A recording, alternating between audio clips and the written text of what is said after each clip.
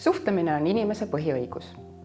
Peamiseks inimeste vaheliseks suhtlemisviisiks on kõnelemine, mida teha ka siis, kui inimene mingil põhjusel ei suuda kõne abil suhelda või tema kõne on ebaselge.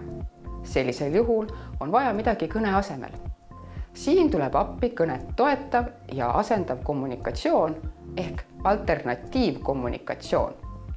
Suhelda võib näiteks viipekeeles, žestidega, osutamistega, pildikeeles, esemetega.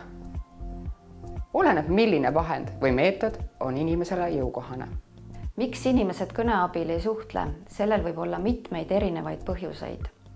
Näiteks intellektipuue, mille puhul inimene ei oska kõneleda, või autismispektri häirest tulenevad eripärad, kus inimene ei pruugi kasutada kõnet suhtlemise eesmärgil, või motoorikapuue, kus muuhulgas kõnelemiseks vajalikud suulihased ei tööta piisavalt, või trauma ja haiguse tagajärjel kõnevõime kaotanud inimesed, näiteks lihashaiged või insuldi läbi põdenud inimesed, kes varem on küll kõnelenud, kuid enam ei suuda end kõne abil väljendada.